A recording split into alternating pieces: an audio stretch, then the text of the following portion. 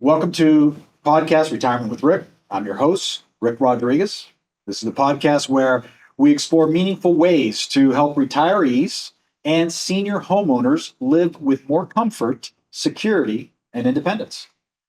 I'm really looking forward to today's conversation because we're shining a light on something that touches so many families: the need for quality, compassionate in home care. With me today are two outstanding professionals from In Home Personal Services Incorporated. Here in Las Vegas, we have Reina Corregidor, who handles care coordination and operations, and Rachel Ventura, the nurse administrator for the agency. Together, they help seniors maintain their independence and dignity by providing the kind of support that allows them to continue living safely and happily in their own homes. In this episode, we're going to learn about what they do, how their services work, and how in home care can be a powerful resource for families navigating the challenges of aging. If you've ever wondered what options are out there to help yourself or a loved one remain at home as you grow older, this is a conversation you won't want to miss. Let's get into it. Welcome, Reina. Welcome, Rachel. Rachelle, thank you.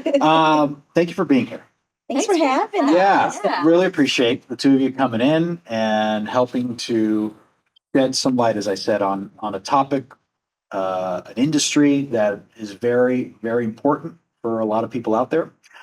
Before we get into the real details of what you do and how it works, we always like to find out what inspired the two of you to get into the in-home care industry.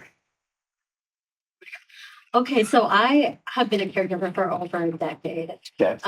This is just where my heart is. For during those times that I've been a caregiver, I've seen the gaps in care, the lack of connection, compassion, lack of reliability, and I want to make a difference. Excellent. Yeah, during that time too, I worked for several agencies here in town, so I know the ins and outs. Yeah. Okay. Rachelle?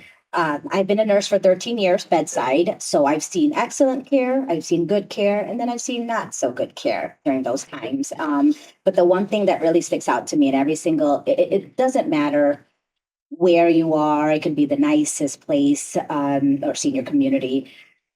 What one thing my clients or my residents always told me was, I want to go home. I want to be at home. Yeah. It's their safe, it's their comfort. It's their comfort. It's their comfort. Yeah. It's their home. Right. And within home, it allows us to bring comfort, dignity, and allows us to take care of them in their comforts. Yeah, absolutely. comfort. Absolutely. Now, how did in-home personal services get started? And what would you say sets your Las Vegas team apart from maybe other agencies that are out there? Without naming names, we don't want to throw anyone out, Sure. but without naming names, Yeah. what are some of the couple things that sets you guys apart?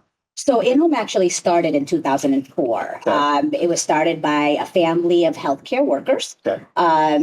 Who worked, in rehabs, hospitals, different facilities. They wanted to offer seniors an opportunity to get care in their own home. Sure. So that, they can Age in place? age in place. Yeah, the I comforts guess of that's the what you're home. saying. Sure. So Michael Calora is actually the CEO at Yep. Home Personal Services, and he opened up the franchise Okay. and gave other entrepreneurs the opportunity to franchise in Home Personal Services. We're actually in Illinois and 7 other states now. Okay. And just in Illinois, we are servicing 21 counties. Wow. So it's expanding, it's growing. So yeah, I mean, it in-home wasn't very popular back in the day. Not a lot of people knew about it, Yeah. but now it's I guess it's a little bit more open to the public. Yep. People are getting to know what really in-home is about, and that's just being able to have their loved ones stay in their own home. Right. Reina, what sets the Las Vegas team apart? Like, what are some things that you guys really excel at for your Mhm. clients? I think what sets us apart is the fact that we not only provide quality care to our clients, but we also treat our caregivers like family. Mhm. Yeah, Yes. So, and we collaborate every day. We have this platform that we use, and we're always communicating constantly, updating the other caregivers on what's happening with that client. So that way there's no gap, and the continuity of care is always there. And we really prioritize reliability. If there's a shift that cannot be covered, or we have last minute cancellations, because things happen, emergencies happen. yeah, There's always somebody, including myself, who is able to step into and cover the shift. right. That's that. You know, you mentioned something that's very important, especially in your industry, is having happy employees. Yeah. I mean, Yes. especially when your employees are responsible for the care of others, people who are in need. You know, obviously we've heard, you know, horrible stories out there about caregivers who, you know, maybe they're not being treated fairly in their work environment, or they're just not happy. Maybe a better put, they're not Right. happy in their work environment. They don't have the kind of culture that you just depicted. Yeah. That means a lot in your industry, I would imagine, right? To be feeling good, to go to your job and be able to serve others in need. I mean, I'm sure that's a big ingredient to Mhm. your employees being successful and your services being successful. Yeah, and one of my goals, unfortunately, here in Las Vegas, our PCAs, personal care aides, do not get paid well. So that's one of my goals, is to raise that standard of caregivers here in town. In turn, us getting paid more. Yeah. Because it's sad. We become, the client's everything. We become their therapist. We become their, physical therapist. We become their pretty much their maid. We Yeah. become, their companion. We become their personal assistant. I feel like we need to raise the pay grade Yeah. for PCAs here in town. Yeah. It's a challenging job. It It's a is. challenging position. You really have to have the heart to do it. Yeah. It's not only physically exhausting, it's emotionally exhausting as well. Right. And that's why, Rena, too, we are advocates for our clients, but we're also advocates for our caregivers. Yeah. You know, we're not going to always just side on the client. We're going to hear both sides of the story. Right. Right. We've had challenging family members too, so Rena had to step in and say, hey, listen, we're not going to allow this kind of behavior for our Right. caregivers to deal with. They're here to take care of your loved ones. Whatever issues you have, you got to take care of that on your own, but we're here for your family member. Yeah. Yeah. You got their backs. Yeah, Right. 100%. Yeah, they're going to 100%. feel We're that a when they go team. on the field. We're a team. Yeah, that's great. And that's why it's that's what sets us aside, is that there are challenges. We're growing. Yep. As fast as we're growing, we're also have eliminated caregivers that weren't aligned with our values. Sure. Sure. So it's easy. And we've had PCA caregivers that say, I could just go into the next piece. You go ahead. There is a lot, but we have our own standards. Yeah. And you either gotta go with us, Right. or you gotta get out. Right. Yeah. Yep. And when I'm just being real here, I'm not even sure if I can, state this on a podcast, but Uh-huh. when I screen applicants, it is sad for me to hear that the previous agency paid them $12 per hour. When these are the kind of things that they go through with the client. They help the clients with activities of daily living. Right. Lot of Giving hats. someone a shower alone is a task, especially if they're bedridden. Sure. Combative, Combative. aggressive. So $12 per hour is an insult. Yeah. Even $14 an hour is an insult. Well, For- that's Mhm. respectable on a lot of fronts, with everything you guys just said, but also trying to help raise the bar in just your industry Absolutely. as a whole for your care workers and what they get paid. I think that's very respectable. What does a typical, I know you're both in different roles, so maybe I'll start with you, Reina. Yeah. What does a typical day look like for you? Oh gosh, where do I even start? Yeah, what is stuff? Well, there's a lot to it. Yeah, so it's a mix of everything from, going to prospective clients for assessments, scheduling, seeing clients, doing quality visits, doing competency evaluation on our caregivers. So I would say it's an organized chaos. That's a good way to put it. Yeah, so and sometimes I actually need better time management because when I'm on a task and then I get calls from either the client or the caregiver, I get pulled away from that task. Sure. So then I have to, go back to that and then deal with this other task again. It's so yeah, it is an organized chaos. Is how I would put it. Yeah. And your direct role again, just to give the audience an idea, like what you do, what you oversee, your role in the company. Yes, so I'm the director of operations slash care coordinator. I handle the scheduling. I screen applicants myself. What else? Assessments. I do assessments, so I meet, prospect clients and I get to know them as much as I could within that 1 hour that I'm speaking to them, try to get what their preferences are for the caregivers that they would want, for themselves. So I get to know their personality and from my assessment, I put everything onto our platform and that's how I can see which caregivers are a good match for Gotcha. that client. Right. Right. Excellent. Rochelle, same question for you. What's a typical day look like for you? Coffee. Number one. I will not be able to function Me without too. coffee. Just let me do that. Yes, go ahead. Have the coffee. I've been doing this for 3 years, and honestly, it was so challenging for me to step out of the nursing role because that was always a set schedule for me. Right, I wake up in the morning, I get ready, I do what I have. I go into my community, and I do what I have to do. Yep. As a business owner and an administrator, I was like,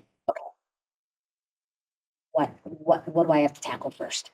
I mean, to the point where I had to buy myself a Kindle so that Yeah. I can just write my task because it's Right. just getting pulled from different places.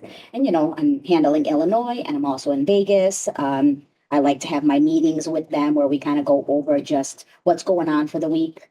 End of the week meetings. We do the same thing. We go over our clients. We go over any issues or concerns, caregivers.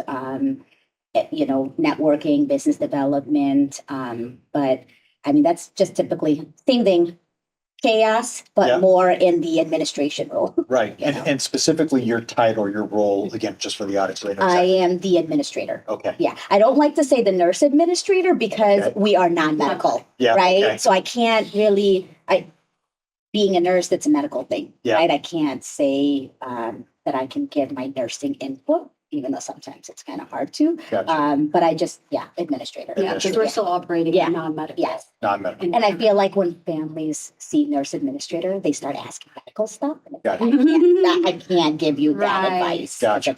I'm not running a home health or a Right. hospice. Gotcha. Okay. Can you, either one of you or both of you, share a memorable moment or a story that's just kind of stuck with you about working with a senior client? Yeah, there's actually too many, but one of the recent one was this client that I met at an independent living apartment, a senior apartment. So I set up a table there, with our brochures and all that stuff, just getting to know the residents.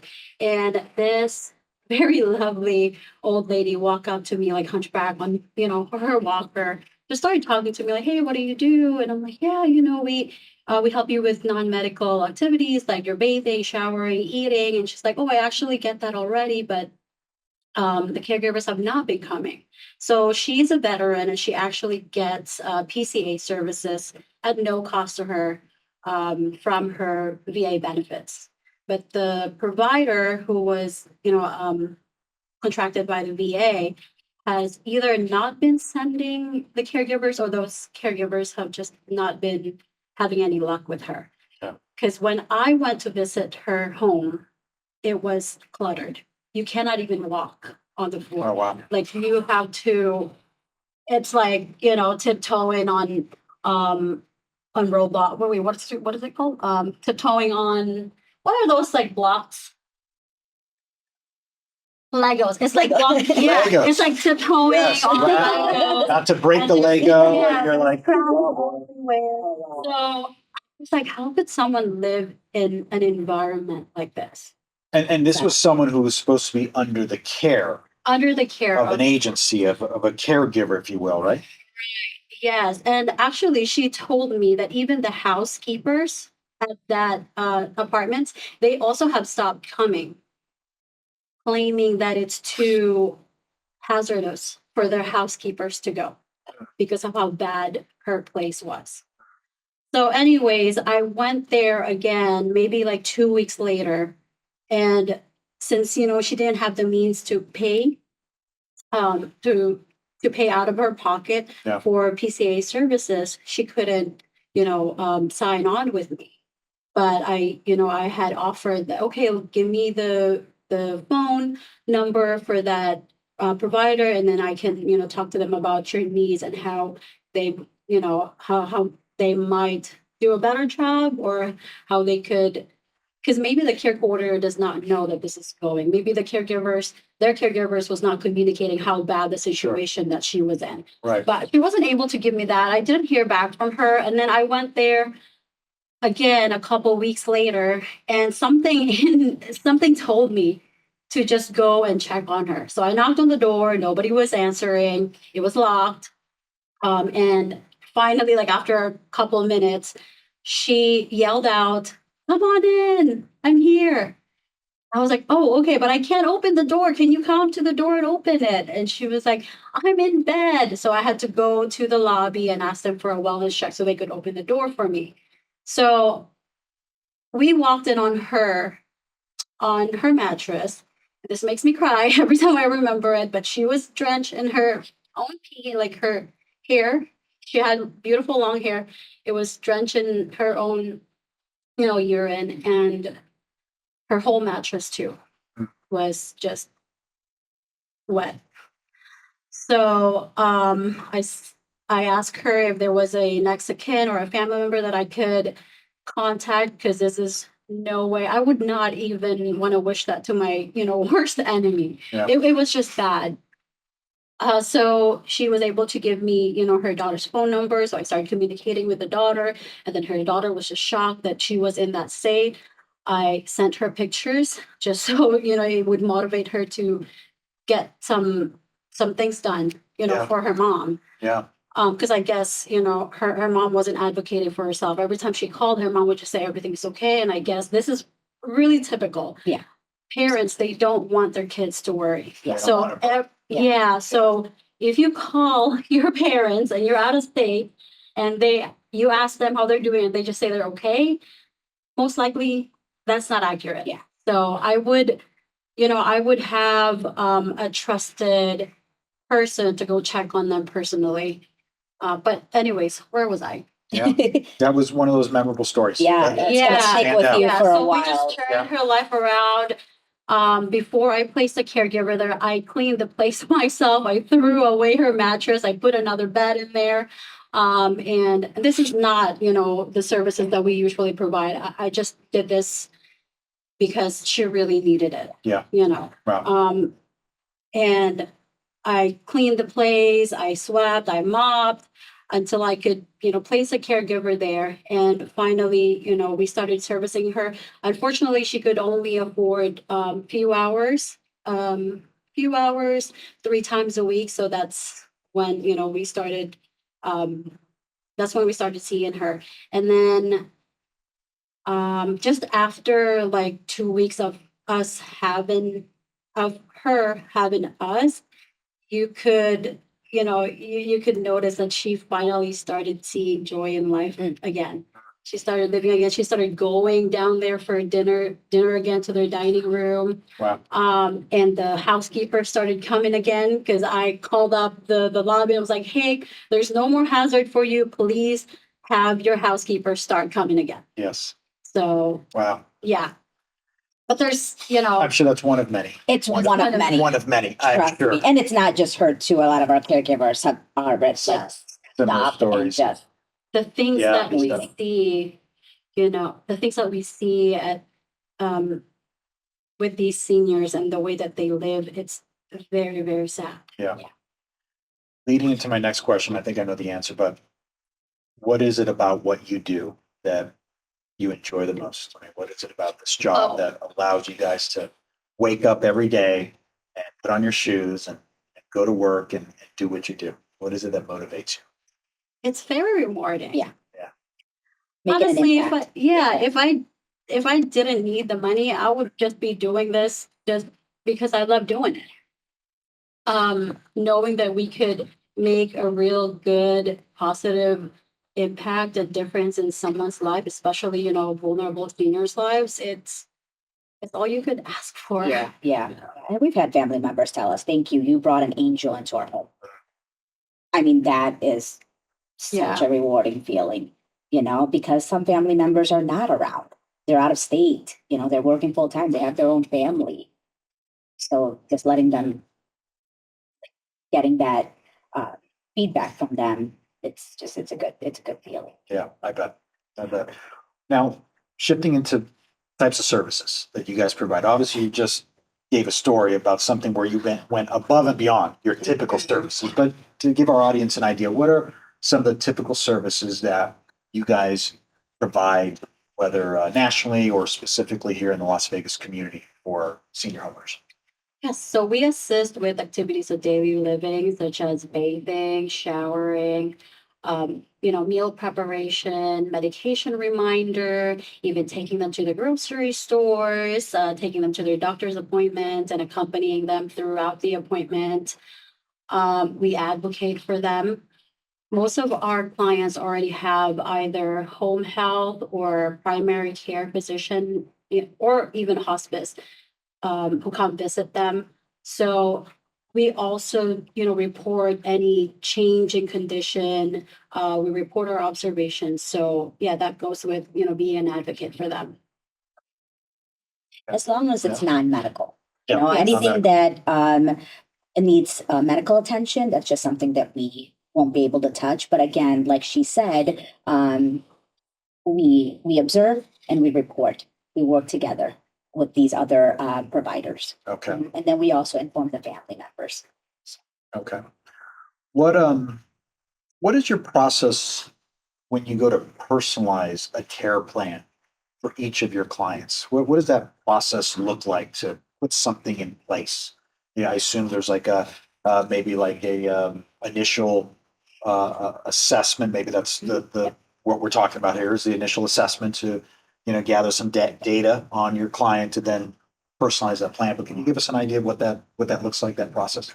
Yeah, so normally we would get a referral from either, a social worker or a care manager or case manager at one of the rehab facilities, or, family members just Googling caregiver for their family member. We get the call, I schedule an assessment, I go there. Usually I spend about 1 hour talking to the families, getting to know them and getting as much information I can, getting to know their personality, their preferences, their, religion beliefs. That's important for most of us. Any non-negotiables for them, because of course I don't want to send a caregiver who, don't want to get political, but Yeah. if a client believes in, Sure. yeah, Way. a certain way, then I Yeah. wouldn't want to send a caregiver who is against Sure. that Yeah. belief. Sure. Right. Right. So That's a great point. yeah. So from the assessment, they tell me what hours they need, and I go into our portal and I see which caregivers are available, which caregivers that are that have matching personality with that client. And yeah, we go for them as soon as they sign the service agreement. We can have services started normally, within 2 or 3 days. Yeah. Okay. Yeah. The assessment is free.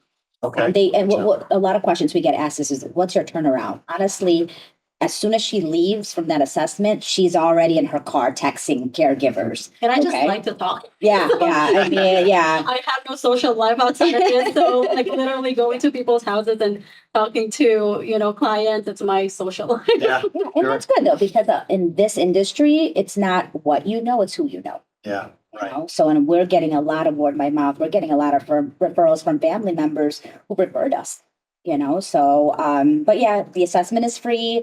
She does her assessment. She inputs everything on our platform. It's called Well Sky. And when the caregivers start, they'll be able to log on to the app, and there's going to be tasks there based on her Okay. assessment on what the client needs, whether it's medication reminder, showers Monday, Wednesday, and Fridays, meal preparation. This is the type of food Mrs. Jones likes to eat. Things like Yeah, that. thank you, because I forgot to mention Yeah. that. So during that assessment, I also asked them what kind of services they need from us or what activities of daily living they need assistance with. Yeah. So that's how I'm able to build their care plan, and only it's very personalized. Okay. So if they tell me, oh, they don't need this thing, but they need this activity assistance with this activity, then that's the only things that we put on our care plan, and the caregivers are able to see that care plan on a day-to-day basis. Yeah. And it's like a checklist for caregivers. Sure. Okay. So that way nothing is ignored, nothing is overlooked, and we really provide that personalized care and assistance to them. Yeah. And the caregivers will let us know too if it's been a few days and there's some sort of routine that they put together. The caregivers there may be some changes from her assessment, her initial Sure. assessment. The caregivers are like, oh, Reina, now so and so is doing this, and now instead of Monday, Wednesday, Fridays, she wants these days. So we're always modifying it based on what the client needs at that time. But yeah, aside from that, we just communicate with each other. Yeah. Based on it. And our care plans are very flexible. Yeah. Okay. So, our needs are always changing, right? Absolutely. Right. So as the client improves, Yep. then we adjust the care plan. Yeah. We even have clients who we first had on a 24/7 basis. Like, we had them in live-in because they really needed the assistance or a fall risk. And then just a couple months with a caregiver, they got better and Yes. they only need, a caregiver for a few hours a day. Yeah. So that to me is, it's rewarding to see. Rewarding, and that's great too, just to know that you're adapting as they adapt. How do you do that on the fly? Like, how is that? Is that the caregiver on the front line who's making that determination, or is that? I'm just trying to walk through like how you would be able to make that decision. Yeah. Aside from doing we have quarterly quality visits that she does. Okay. But let's I be usually do real. it monthly. But let's be real. She does it monthly. Yeah. She's doing it maybe once a week. Yeah. She's doing housekeeping on top of it. She's training caregivers with it. Like, it's just, so that's how she's able to determine. And then she reports that to the family members. Yeah. And we're big in communication. Yes, our caregivers have been wonderful when it comes to communicating, Yeah. and it's a team effort. So on that same platform, they're also able to submit notes. We can see that on our end, like, oh, they had a milestone today. They were able to walk by themselves without the walker. Yeah. They're able to put in those notes, and I do my visit, and because the cost is a concern. Sure. So we don't want to keep servicing unless they want to. Yeah. We can, but we don't want to keep servicing a client for 24-hour care when they can be left by themselves 12 hours a night. So we try to transition them and save them money. Yeah. We'd love to keep them. Don't get us wrong. Yeah, We're not trying to clean you out of your sleeping, right? We're not going to lie to you and tell you you're going to need 24-hour care when you have completely changed from 3 months ago to now. We're going to tell you, hey, yes, you're fine. You could do without 24/7, but hey, if you like the 24/7, we're not going to stop you. Yeah. Yeah. We're I here. even had a client last week. So he gets a couple hours in the morning, but he has this caregiver that, his favorite, right? And at first, so he was with her for 3 hours in the morning.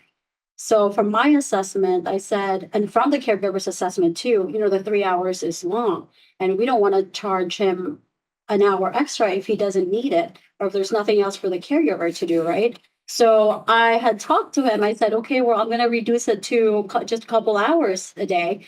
And he was fine with it and then I got a call the next day, and he was like, why is it only a couple hours now? I wanted her here longer. And I was like, well, we talked about, we work with seniors with dementia, so they forget conversations Sure. sometimes. So I just reminded him, like, you really don't need the 3 hours anymore. You can just be 2 hours in 2 hours with us. And he was like, no, I would like for it to be here for 3 hours. I'm like, okay, no worries. We Who do you will know make that that does that, happen. right? Right. Right? Sure. I mean, So I seriously. put Yeah. her back on 3 hours with him because he requested for it. Right. Yeah.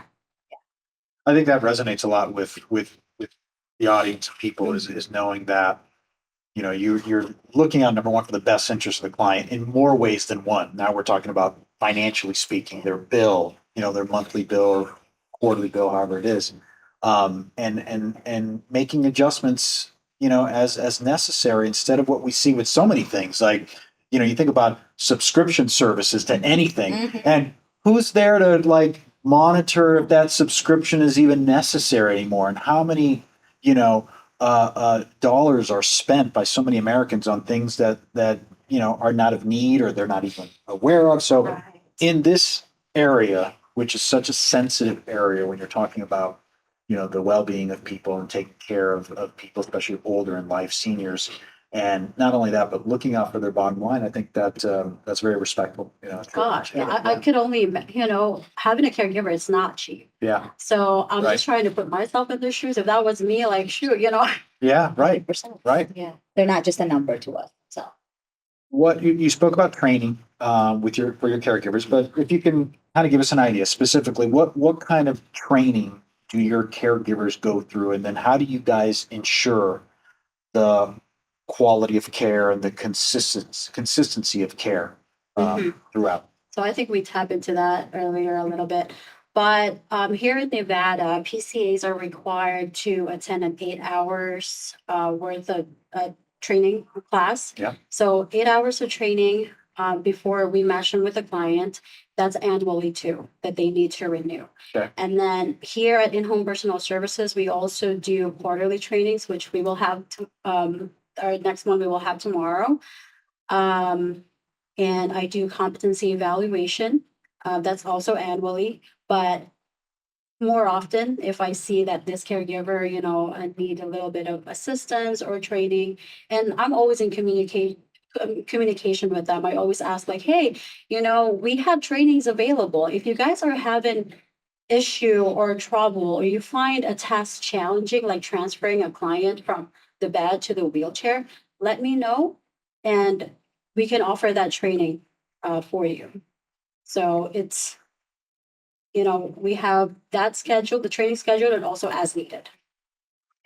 Okay. and we also, what's our dummy's name? We hired Stan. Is his name Stan? No. I think we haven't set on a name for our Yeah. dummy. Yeah. So he'll be here tomorrow. Oh, He'll be here yeah. tomorrow. Stand well. Yeah, Oh. I guess, he's our employee that, we have. That is our client, so. Oh, It's, no, Lily. What was the name? What Lily said a name. we have, but he'll be here tomorrow. You'll be here, Stan. He'll be Okay. here tomorrow. Wow. We'll be Yes. able to perform some No, tasks it's that they- Ginger. Huh? It's Ginger. Ginger. Oh, Ginger. Stan is Ginger? Yeah. Ginger. I don't know why Yeah. our caregiver Lily named her Yeah. Ginger. But Okay. we're gonna sell with Ginger. Oh, That was the okay. name, yeah. Well, we'll have to stay tuned and see who Ginger Yeah. or Stan is. Yeah. Okay. All right. From all your experience, how do you see how in-home care impacts a senior's not only physical well-being, but also their emotional well-being? How does this make a difference in their lives? Having this type of care, when, Mhm. the difference between being able to have the care and not have the care. I think emotional support. I think they know that they're not alone, right? That they're, we're here to help them emotionally and physically. What can you elaborate on that? Yeah. Sorry, I'm just checking my cheat sheet. Because I can go on and on with this, but Yeah, sure. I'm sure, like, even the story you shared about the woman who you wasn't quite your client yet, and the conditions you found her in, and what that did afterwards to her emotional well-being. And I'm sure, like you said, that's one of, I'm sure, hundreds of stories that you guys have. But um, it's just a general question of, you know, what can that do to a person's life? Like Mhm. what can that do to that quality of living and even their mental health Mhm. as well, right? Yeah. So it definitely brings comfort and peace of mind to most of our clients. Yeah. Some of them even tell me, "Oh, I don't know how I would do without, the caregiver." And hearing that, oh God, like my day is made, Yeah. you Okay. know? Sure. Yeah. Sure. Yeah. Just allowing them to get back into, you know, being independent again. You know, that's what we're here for. Um, it's just to get your independence back. Yeah. Which is plays a big part in the psyche of especially senior homeowners who Mhm. want to, you know, as you get older, you want to feel confident and still in your Yeah. abilities, you know, to remain independent and take care of yourself, not be a burden to your family, et cetera. Right. Yeah. And we're social creatures, right? Like it Right. really helps our mental health knowing that we have this person that we can trust. Yeah. We have that human connection. That's right. Yeah, that's right. Speaking about support, now the family. We've been talking a lot about obviously the support for your clients, but also, you know, for these families who I'm sure are going through their own types of distress emotionally, um, you know, probably more so emotionally for their loved ones. How do you guys help families, you know, who need to help basically ease their stress or their burden? We just That's try to support them too, because they probably think that they're doing this alone. Yeah. There have been people in the same boat as them, probably in the same situation as them now. We just tell them it's not uncommon. Don't be scared. You're not the only one trying to navigate getting help for your mom or your Yeah. dad or whoever that may be. The support is there. You just gotta do your research. Yeah. Just gotta look. So And what talk to people. Yeah. what caregivers do is taking off that weight on, off their shoulders, Yeah. right? Lessening that burden.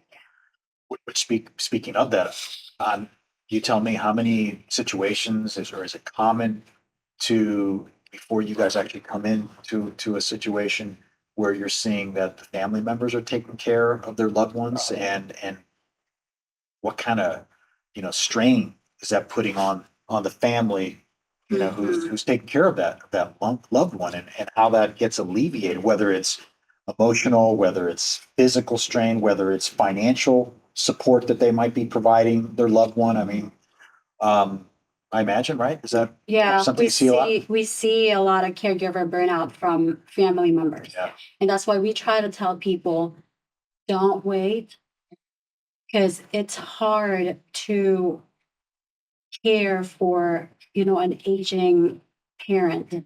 Yeah. It's not the same anymore. Of course, everybody wants to say, I'm going to take care of my parents when they get old. But when you get to that point, it's a different ball game. It's easier said than done. Bathing your own, parent, it's not for everybody. Transferring. Transferring, that's It's a not for everybody. 24-hour Yeah.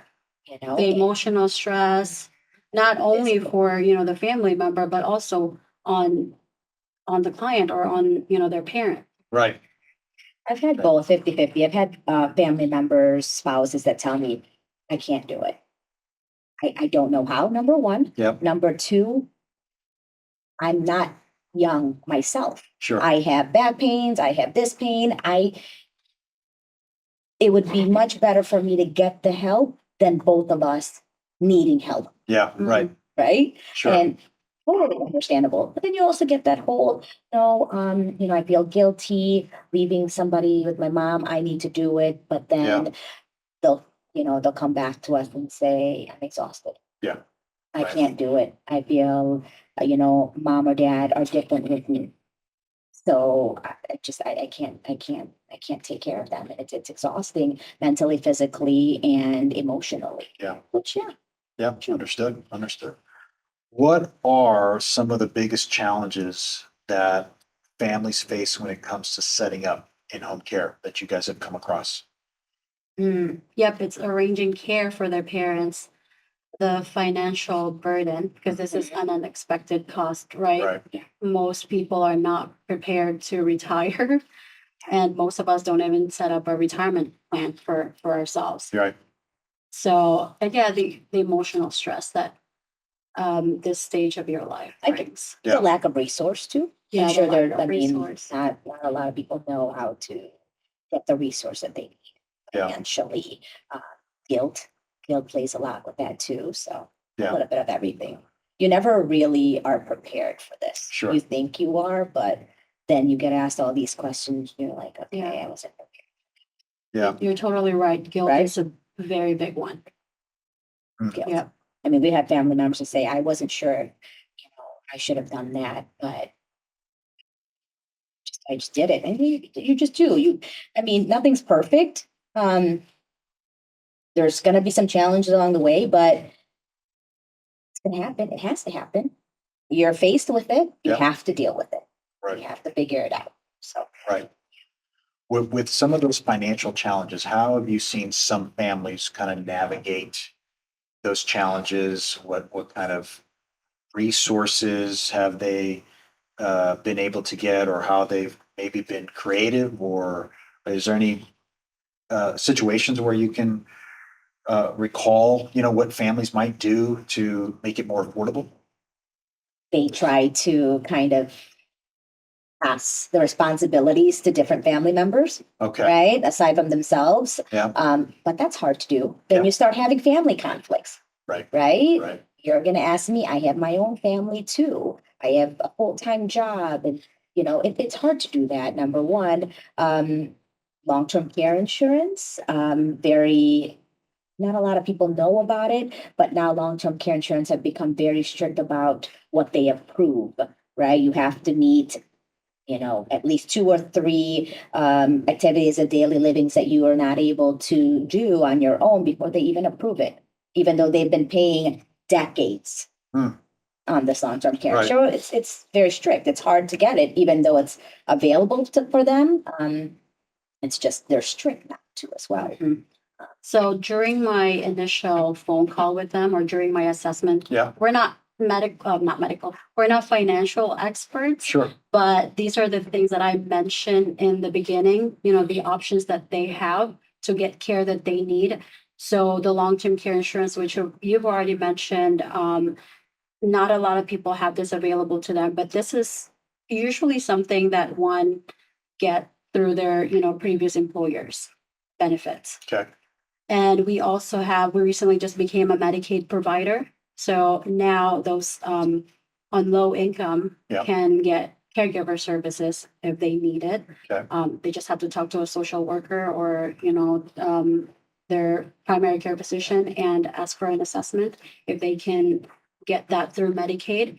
And yeah, since we have no hourly minimums, we're able to personalize and tailor their schedule to us, limiting the cost of the care that we can provide. So it's only what they need and nothing more if Yeah. they're on a tight budget. Sadly, Right. though, when they are on a tight budget, they only are allowed so many hours or only can afford so many hours. But we know they need more. Yeah. So it's hard for us to really help them because financially they're only able to afford so much, but their care is so high. Yeah. Right. Mhm. So And they can't get approved for Medicaid because they make just a bit more than Yeah.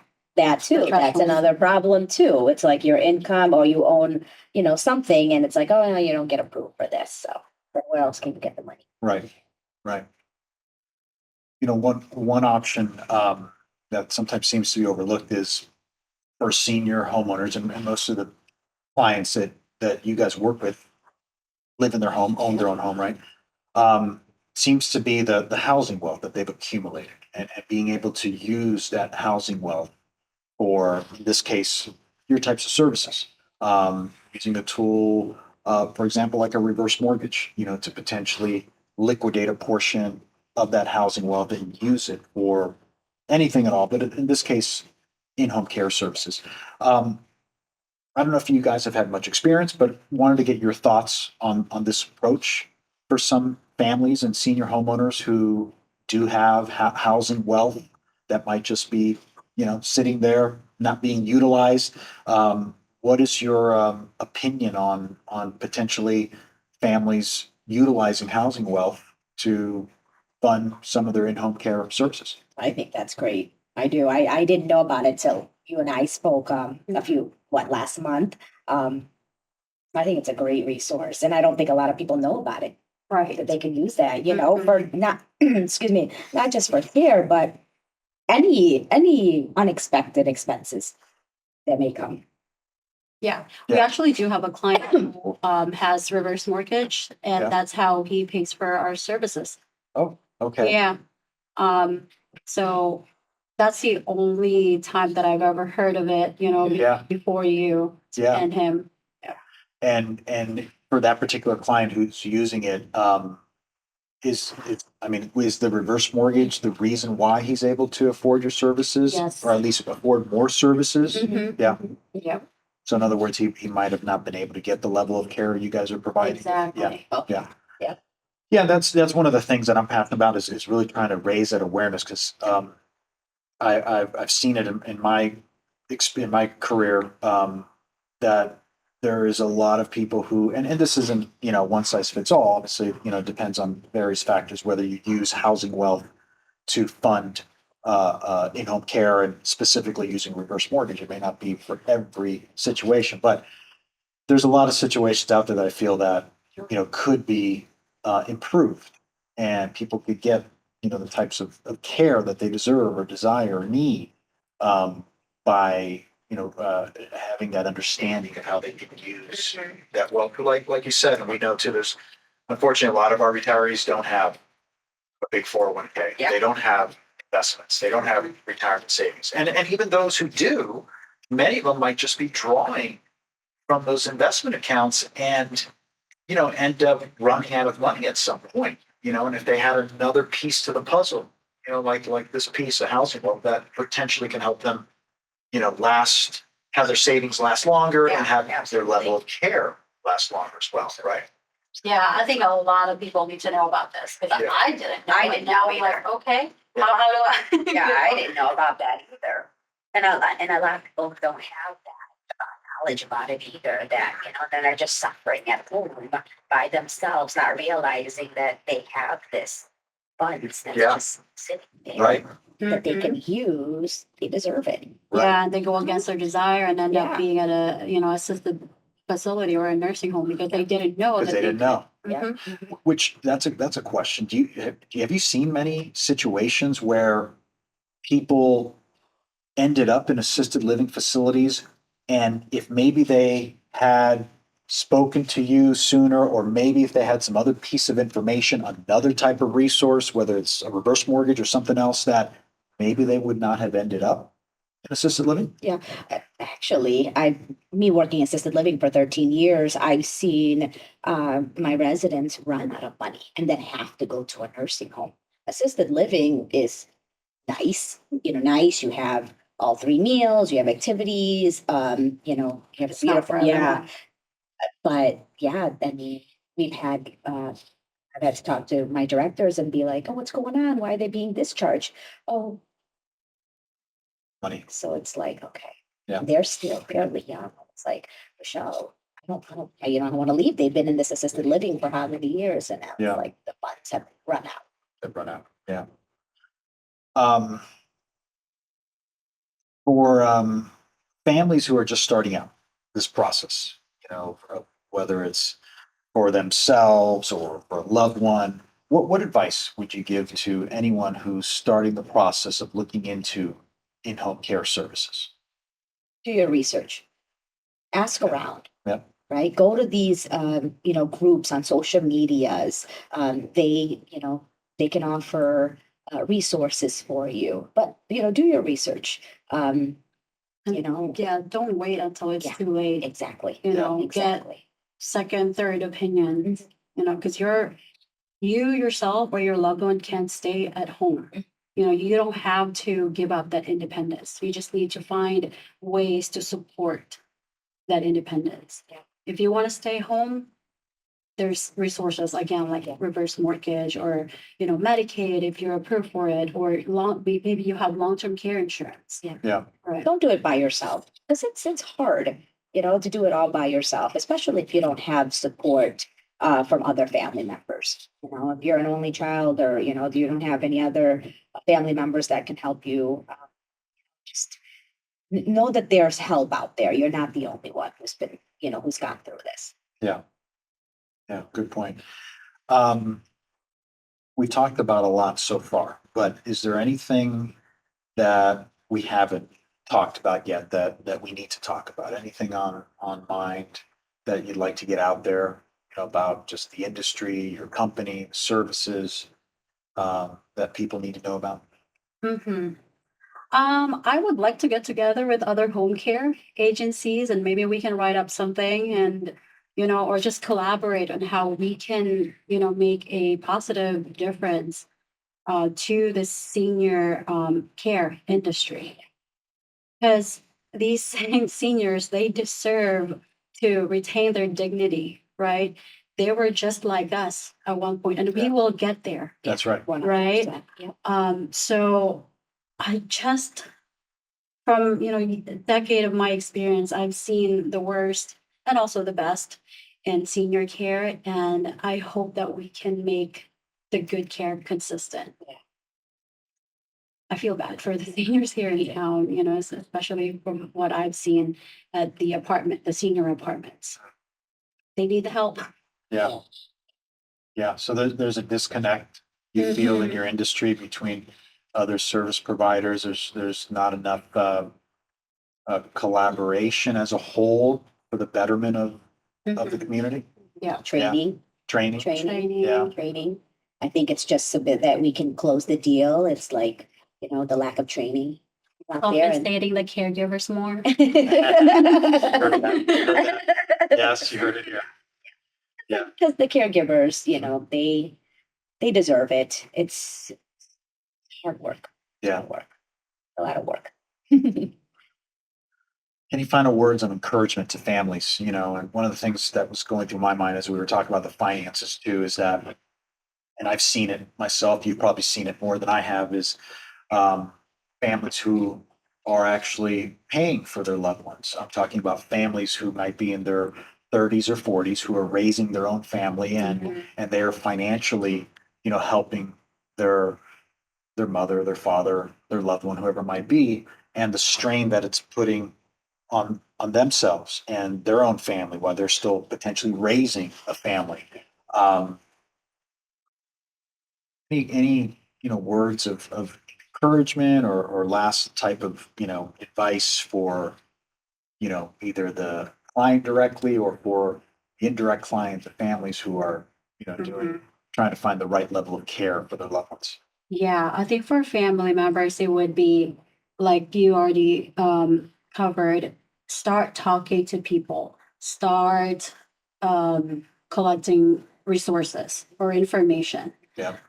Be proactive, right? And also stop the pattern. Yes. If you're in your 40s, 50s, or 60s, start looking into long-term care insurance. Yeah. It's a private insurance that you can get while you're still healthy. Yeah. That can help pay for assistance that you will need when you are no longer able to, to perform like basic daily activities of living, Right. such as bathing, eating, even meal preparation, or dressing yourself. Right. Because you don't want to put the same burden that your parents put on you to your kids. That's Yeah. right. Right. So I guess, be proactive. Yeah. Be proactive. Yep. Okay. Get as much backup information as you can.